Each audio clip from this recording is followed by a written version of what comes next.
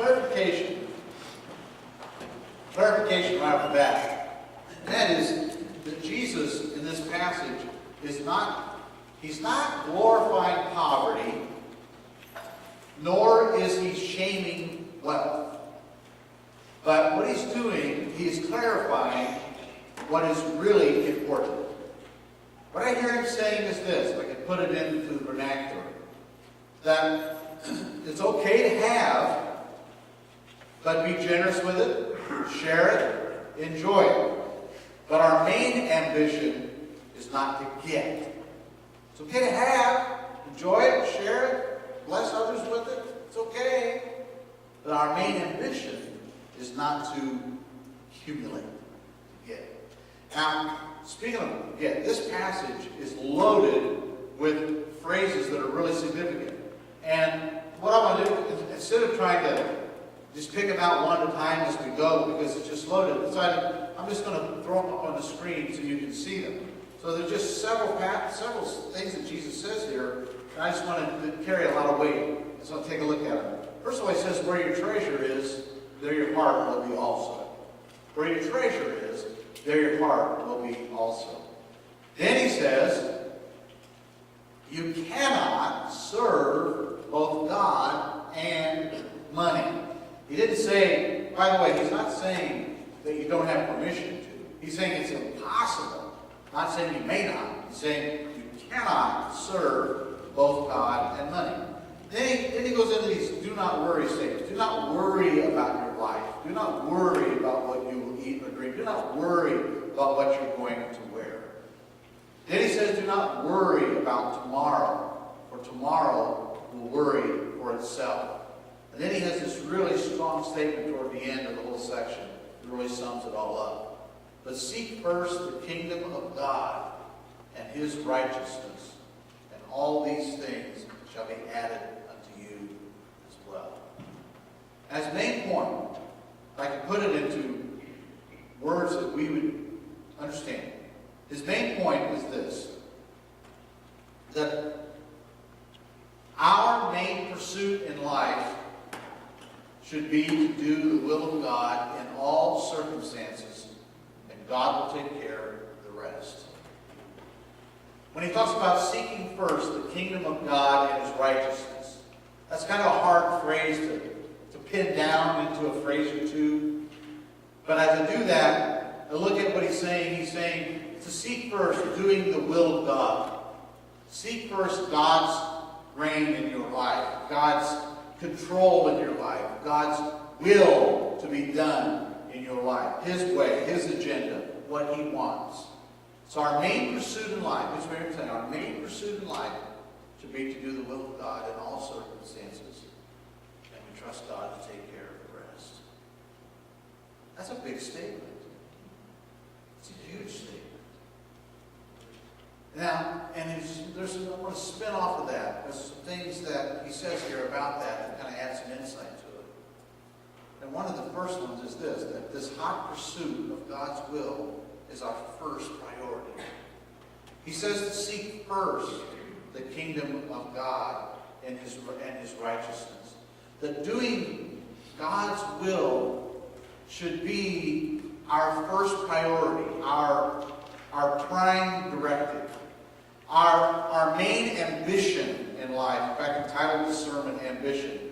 Our main ambition in life is to see God's ways and God's desires be done in the life of our life and the life of every person we know. To live out God's will first and foremost every day of our life. And he says to seek God's will first.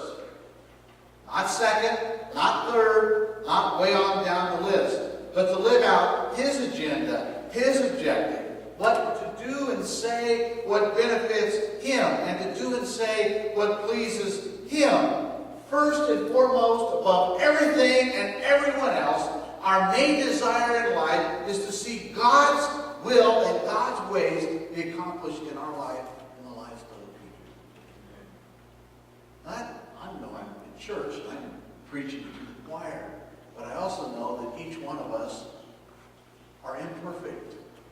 And we struggle with the things of this life that come weighing down on And so I want to remind you, Christian, this is your main objective in life, is to do the will of God in all circumstances, in all times, whatever you do, whatever you say, wherever you go, whoever you are, that God's will becomes preeminent and lived out in your life, and then you desire to see that lived out in the lives of others. This is how Jesus lived. Jesus said, my food is to do the will of my Father. And toward the end of his life, Jesus, when he was in the Garden of Gethsemane, I think really summed up the prayer of a Christian. And he really encapsulated what his life was all about. When he said, Father, when he went to the Father, and he said, Father, does anybody take this cup from me? And then 3 times Jesus concludes each one of those prayers by saying, Father, not my will, but yours be done. I really think that's what he's trying to get us to see and hear and do and live. Jesus lived his life within the will of God, and he lived his life to promote the will of God and to do a way of life that pleases the Father. His passion, his obsession was to fulfill and carry out the Father's will at all times. And that's why God could say about him, this is my Son, in whom I am well pleased. So, do you know why life doesn't work for most people? Do you know why most people are disenchanted, discouraged, they're angry, they're frustrated? Because they have not followed what Jesus has said here. They put their agenda first. They put their family first, their desires first, their wants and wishes first. They put their own desires ahead of the will of the Lord. And life just won't work that way. And if you have not decided that God's will is preeminent in your life, if you haven't consciously decided that and tried to live that way, then you're always going to be frustrated with life. You're never going to have peace because life won't work that way. God's will has to be first. It has to be our highest priority in life to seek his favor and to do his will with everything that I do and everything that I say and everything that I am within me. His will has to be first. And when it is, then life begins to work. I heard Jesus presenting this. He knows how people are. I heard him present this a little bit of an edge. Did you hear that in his voice? You hear that a little bit of an edge. Like, no. This is the way to live. Seek first the kingdom of God and just don't worry about this. Don't be chasing after that, and don't be pursuing this and the things of this life. He said, pagans live that way. And it's foolish because God knows how to take care of you anyway. He said, put God's will at the forefront of your life. He said, this is the way to live. This is the only way to really live. Just put God's will first. And you know, that sounds good. But he says something else about it that's significant. And he says that this hot pursuit of God's will, he didn't come out and say it, that other scriptures do. That this hot pursuit of God's will is a life of faith. Because it takes faith to put God's will first. He says, seek first the kingdom of God and his righteousness, and all these things shall be added unto you. Seek first the kingdom of God and his righteousness, and these things, that takes faith. I like what Paul said in Romans. He said, he who did not spare his own son, but gave him up for us, will he not now give us graciously all things in him? He said, if God gave his own son up for us, can we not trust him with the details of life? Will not he who gave us Christ give us all things in him? I like it. That was Paul said in Galatians chapter 2. He said, the life I now live, I live by Son of God who loved me and gave himself for me.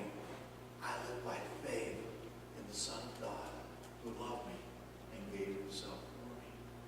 To put God's will first is a step of faith. And it demonstrates our faith, and it exercises our faith, and it proves our faith. Because to put him first means we have to take control off of us and put it onto him. And to put control, to allow him to be in control. And so the question is, either we trust him or we do not. So the question is, that I have, is do you trust him to take care of your business? Do you trust him to provide what you need for this life and the next? And I know that sounds easy, but those are tough decisions. And we all have to make them every day of our life. So Jesus said, take up your cross daily and follow me. That's a trust decision. So I just want to know, there's some practical questions I just want to ask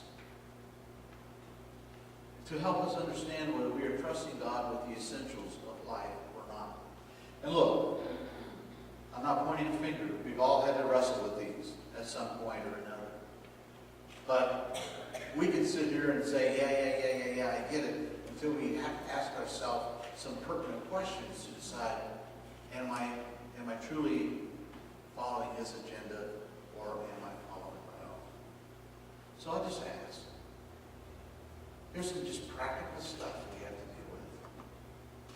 One, do I work overtime on a Sunday and skip church? Or do I trust God to help me get it done in 6 days, where I try to get it done in 7? Now, I want to say this to you. God will help you. If you give the Redeemer your time, the Redeemer will redeem your time. And God will help you get more done in 6 days than you can get done in 7. But you got to trust him. You got to trust him. You got to decide that you're going to trust him. Here's another question. Do I take time for morning prayer, or do I rush into my day? Because I believe that God can get more done in 5 minutes than what we can get done all day. Again, if you will give the Redeemer your time, the Redeemer will redeem your time. Here's one.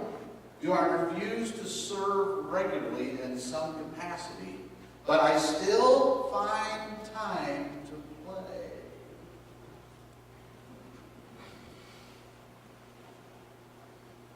Third one, do I withhold? I got these out of order, sorry, Jeff. Do I withhold the tithe, but spend those funds on pleasure or things that I want? It's all about faith. Every decision is always and only about faith. Do I trust God enough to put his agenda first and follow in obedience to his will? Or do I take from that and try to fashion a life that I want for myself? It's all about faith. No question. And then Jesus says something else. He said this hot pursuit of God's will frees us from two of the tendencies that tend to rob us of life. There are two tendencies that when we don't put God's will first, we fall into this trap. And this trap, it robs us of life. And the first tendency, the first trap that we fall into or fail to, that when we seek God's will, we put it into positive. To seek God's will frees us from being caught up in false ambition. And that's what Jesus is addressing in the first part of this in chapter 6. About being wanting and care. He said you can't serve both God and money. He said that where your treasure is, there your heart is also. There's no question about that. But he's saying that when we put God's will first, it frees us from a way of life that is focused, obsessed, and driven by the accumulation of wealth. Now, let me give a clarification. He's not saying that we need to crave junk, live in a shack, or glorify a life of poverty and rejoice that we're poor. Not saying that. But he is saying that we are not driven. We are not controlled. We are not obsessed with simply getting more stuff. The folly of trying to get more stuff was really reinforced in me a couple of weeks ago when we were going through my brother's stuff. And my brother had some nice stuff. He wouldn't, I don't think, was over the top. But he had some nice stuff. But not a lot of it, so that's not the point. I'm not saying that he was guilty of trying to live a life of accumulating stuff, but he probably is guilty of that at times. But what I noticed was going through his stuff is that whether it's a shed or his garage or his closet, it's not fun, by the way. But what I noticed was it is still here, and he is not. You say, duh. Well, duh, nothing. It was, I know that at one level, but boy, it hit me at a deeper level. That this life is so fleeting. You know, somebody asked about Joe, I think you told me one time, you said, you know how much Howard Hughes left behind? All of it. And people seem to live with the obsession to accumulate more stuff. And 1 second after they die, it's all gone. It goes to somebody else. How much land can I get? How many toys can I get? How much property can I accumulate? How much money can I get? Some people, they just live for the accumulate. And it's funny when you talk. Some people and it's funny when you talk to them. The conversation. I'm not saying you're this way. I'm not saying this, but you and I know people. We'll run into people who are this way, and I don't want you to get caught into that trap. And you talk to them, and every conversation is about money. And every waking moment is spent trying to accumulate more. And every decision is made on the basis of what's going to help one accumulate more stuff. And you're driven. And guess what? And enslaved by that. It's all defines who they are. And 1 minute after they're gone, it's gone. Now Jesus is calling us away from that lifestyle. He's saying, put God's will at the forefront of your life. Live to advance His kingdom and for His will to be done on earth. And don't become obsessed with trying to accumulate stuff, because 1 second after you're gone, it doesn't do you any good. Are you with me on that? You probably are already. I just want to affirm that. But also, he says that something else that frees us from is being about God's will. Seeing God's will frees us from unnecessary worry. We had our daughters, our oldest daughter in Ohio. We were at their house in early January.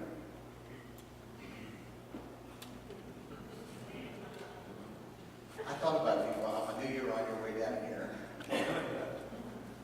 And we were up there for about 10 or 12 days the first part of the year, and it was cold. How cold was it? It was so cold, I saw a politician with his hands in his own pocket.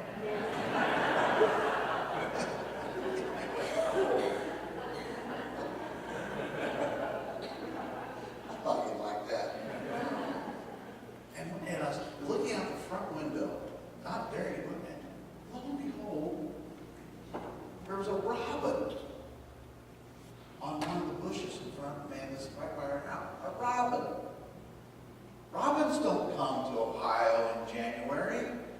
I thought, you're lost, pal. What are you doing? He's like 2 months early. There are no worms and that. You're not going to get them. They're frozen. They're way down deep. Forget it, pal. He's trying to get berries off the tree. I thought about this passage of Scripture when I saw that robin.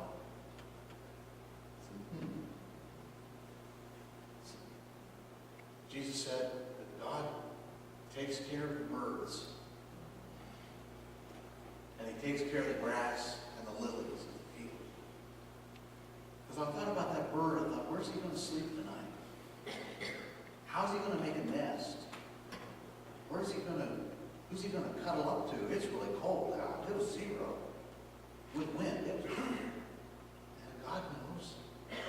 God takes care of the birds of the air. And Jesus said, God takes care of the birds of the air.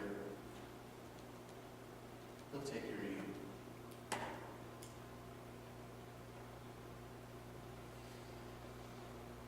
26 to 32. Why do you worry about clothes? See how the lilies of the field grow. They do not labor or spin. Yet I tell you that not even Solomon in all his splendor was dressed like one of these. That's how God clothes the grass of the field, which is here today and tomorrow is thrown into the fire. Will he not much more clothe you, O you of little faith? So do not worry, saying, what shall we eat, or what shall we drink, or what shall we wear? For the pagans run after all these things, and your heavenly Father knows that you need them. But seek first his kingdom and his righteousness, and all these things will be given to you as well. I've never been a wealthy man. I've known some. But I've never missed a meal. You can tell.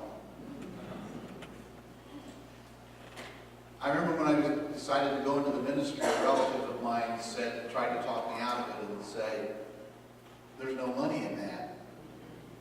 Basically true, but I sought God's will. I know that that's what God was calling me to do. He put it in my heart, He put it in my head, and He opened the door for me to go down that path. And I decided I was going to go down that path and seek first His kingdom and His righteousness. What I believe is His will for my life.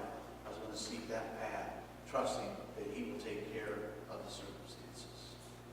I believe in what He's saying, is that He's saying that to each and every one of us. Not that you have to go into the ministry. I'm not saying that.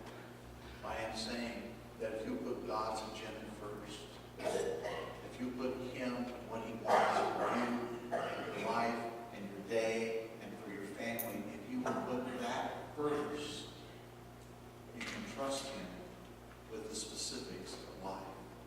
And you can live a life that's free from being obsessive about things and free from being obsessive about worry. You can live a life that is really and truly free. And I believe Jesus is calling us to a different way of life than what we see lived around us here in Southwest Florida, or in Columbus, Ohio, or in Atlanta, Georgia, or wherever we would go. He's calling us to a way of life that trusts Him to provide for the specifics if we would simply decide first and foremost to put His will and His agenda above everything and everyone else every day of our life. What I hear Him saying is, I got this. You be about the Father's business on this earth, and I will take care of the stuff. Trust me. Trust me. That's what I hear Him saying. Somebody I knew a few years ago said it very well. He said, Mike, he said, I'm employed at General Motors. I work for Jesus Christ.